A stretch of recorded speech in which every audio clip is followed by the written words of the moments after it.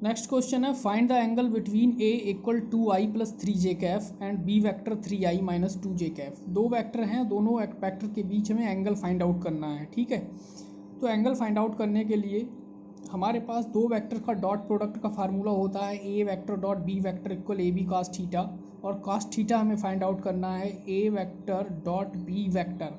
ये A B cos theta equal A dot B लिख सकते हैं, तो ये कॉस थीटा की वैल्यू आ सकती है A vector dot B vector upon A B. अब सबसे पहले हमें फाइंड आउट करना है A vector dot B vector, तो ए वेक्टर की वैल्यू पुट कर देंगे। ए वेक्टर की वैल्यू क्या दे रखी है 2i प्लस 3j कैफ, और बी वेक्टर की वैल्यू दे रखी है 3i माइनस 2j कैफ। ठीक है, अपॉन में ए वेक्टर बी वेक्टर। देखो वेक्टर का जो मॉड होता है, ए वेक्टर का मॉड वो इक्विवेलेंट ए होता है, तो मतलब क्या है, हमें ए वेक्टर कैसे निकालोगे, इसका मॉड निकालेंगे। बी वेक्टर का मॉड कैसे निकालोगे, इनके कंपोनेंट। ठीक है, तो मॉड निकालना है। इस फार्मूले को हम इस तरह से भी लिख सकते हैं cos theta equal A vector B vector upon mod A vector और मॉड बी वेक्टर। ठीक है, क्योंकि मॉड ए की वैल्यू ए ही होती है। ठीक है, ये ध्यान रखेंगे, बी की मॉड की वैल्यू बी भी लिख सकते हैं। तो अब हमें ए वेक्टर बी वेक्टर की वैल्यू निकालनी है, ऊपर तो मल्टीप्लाई कर लेंगे आप, तो नीचे भी कैसे, ए वेक्टर का मॉड कैसे निकालोगे, अंडर रूट उनके कंपोनेंट का स्क्वायर होता है, under root 2 square plus 3 square. B का कैसे निकालेंगे, अंडर रूट 3 स्क्वायर और माइनस 2 का होल स्क्वायर, ये माइनस 2 का होल स्क्वायर करेंगे। ठीक है, कॉस थीटा। अब देखो मैंने बताया था कि आप पैसे तो यही है, इस टर्म की इन दोनों टर्म से मल्टीप्लिकेशन करें, बट सिर्फ आप आई वाली की मल्टीप्लिकेशन करो और जे वाले की। ठीक है, बाकी अदरवाइज जीरो हो जाएंगी। तो 2 3 6 आई कैप हो गया, प्लस माइनस माइनस हो गया, 3 2 6 हो गया, जे डॉट जे कैप हो गया। ठीक है, तो यहाँ 2 का स्क्वायर 4 होगा, 3 का स्क्वायर 9 होगा, तो क्या हो जाएगा रूट 13 हो जाएगा, और यहाँ रूट 13 आ जाएगा। तो 6 और I cap dot I cap identity लग गई यहाँ वेक्टर की, क्या हो गया वैल्यू 1 हो गई, जे की वैल्यू 1 हो गई, ऊपर 0 आ गया, तो 0/13।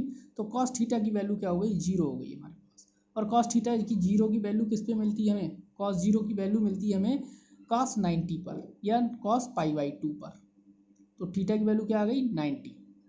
ठीक है, तो ये एंगल आ गया दोनों वेक्टर्स के बीच। तो एंगल जब कभी हमें फाइंड आउट करना है, दो वेक्टर्स दे रखे हैं, तो यही फार्मूला आप अप्लाई करेंगे। अब दो वेक्टर का क्रॉस प्रोडक्ट कैसे निकालते हैं, ये वेक्टर ए है और वेक्टर बी है, ए वेक्टर बी का क्रॉस प्रोडक्ट ये निकालते कैसे हैं, इसको निकालने के लिए हम मैट्रिक्स मेथड का यूज़ करते हैं। किसका यूज़ करते हैं, मैथमेटिक्स में है मैट्रिक्स मेथड। ठीक है, सपोज दैट ए वेक्टर दे रखा है A X I cap A Y J cap plus A Z K cap, B vector दे रखा है B X I cap B Y J cap B Z K cap. तो ये vector A cross B इस तरह से निकालेंगे।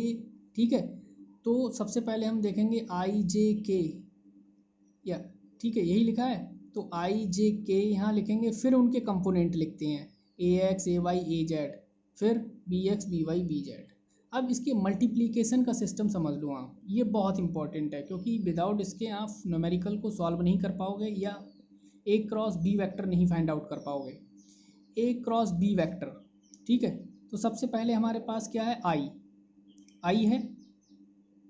अब देखो हम लेते हैं आई, तो इसे आप छिपा लेंगे और क्या करेंगे, इसको छिपा देंगे। ठीक है, ये छिप गया, हमारे पास क्या बचा, सिर्फ दो क्वांटिटी बची, A Y A Z B Y V Z. अब ए वाई है, तो यहाँ मल्टीप्लिकेशन हो गई हमारे पास ए वाई बी जेड माइनस ए जेड बी वाई। ठीक है, समझ में आया। आई कैप वाले में सबसे पहले ये है, इसको छिपा लेंगे, कॉलम और रो को, फर्स्ट रो और फर्स्ट कॉलम दोनों को छिपाएंगे, और हमारे पास बचेगा का ये और ये। ठीक है, तो ए वाई बी जेड माइनस ए जेड बी वाई। ठीक है, उसके बाद क्या है, माइनस आता है, और फिर कौन सा आ रहा है, जे कैप। तो जे कैप वाले को क्या करेंगे इस बार, इसे छिपा लेंगे और ये बचेगा हमारे पास, क्या बचेगा, ए एक्स ए जेड और बी एक्स बी जेड। तो माइनस जे कैप क्या हो गया, ए एक्स बी जेड और माइनस ए जेड बी एक्स। ठीक है, इसमें माइनस ही रहता है, सेकंड वाले में माइनस रहता है यहाँ, बाकी दोनों प्लस के रहते हैं। ठीक है, उसके बाद के कैप में के वाला, और क्या बचा हमारे पास, a x a y b x v y. ठीक है, तो इसकी मल्टीप्लाई करेंगे ए एक्स बी वाई और minus a y b x. ठीक है, तो ये आपका ए क्रॉस बी को फाइंड आउट करने का एक तरीका है। ठीक है, इसका एक हम न्यूमेरिकल लेते हैं। वो कह रहा है फाइंड द टॉर्क, टॉर्क को हम डिनोट करते हैं टाउ से, ये फाइंड करना है। और आपको वैल्यू दे रखी है आर वेक्टर की। ठीक है, 2 आई कैप प्लस जे कैप माइनस 3 के कैप, और एफ दे रखा है आई कैप प्लस 4 जे कैप प्लस 2 के कैप। अब फार्मूला होता है जो टाउ का, वो होता है tau equal r cross F. हमें क्या है, दो वेक्टर्स का क्रॉस प्रोडक्ट फाइंड आउट करना है यहाँ। ठीक है, दो वेक्टर का क्रॉस वेक्टर, तो क्रॉस के फाइंड आउट करने के लिए क्या करेंगे भाई, हम मैट्रिक्स फॉर्म में से लिखेंगे। सबसे पहले हमारे पास दोनों में क्या है, आई जे के कैप, सबसे पहले यही लिखते हैं आई जे के कैप। ठीक है, क्योंकि आर क्रॉस एफ वेक्टर हम फाइंड आउट कर रहे हैं। उसके बाद उनके कंपोनेंट लिखते हैं, इसका कंपोनेंट क्या है 2, इसका क्या कंपोनेंट +1 और इसका -3। ठीक है, माइनस को साथ में लिखेंगे यहाँ। इसके पास इसका कंपोनेंट क्या है 1, इसका है 4, ये है 2। ठीक है, अब क्रॉस मल्टीप्लिकेशन करेंगे। ठीक है, क्रॉस मल्टीप्लिकेशन को देख लेते हैं कैसे करेंगे। देखो सबसे पहले क्या है हमारे पास, आई कैफ। ठीक है, पहला वाला है ये, हटा देंगे। अब देखो क्या आ रहा है, 2 1 जा 2, ठीक है, और 4 3 जा 12, लेकिन माइनस होता है ऑलरेडी इसमें, और ये आ गया माइनस का, तो माइनस का क्या हो गया +12। अब इसमें होता है माइनस जे कैफ। ठीक है, तो जे कैफ ये है, तो इसे हमने छिपाया और ये रह गया 2 1 जा 2 2 जा 4 और -3। ठीक है, तो क्या हो गया हमारे पास, प्लस का 3 हो गया। उसके बाद के कैप है, तो के कैप वाले को इस तरह से हमने, और ये हो जाएगा 4 2 जा 8 और -1।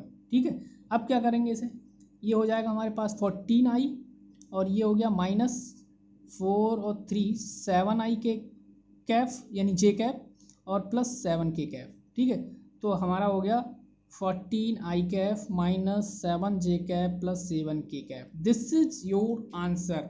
टू वेक्टर का क्रॉस प्रोडक्ट निकालने का ये सबसे बेटर और अच्छा तरीका है। ठीक है।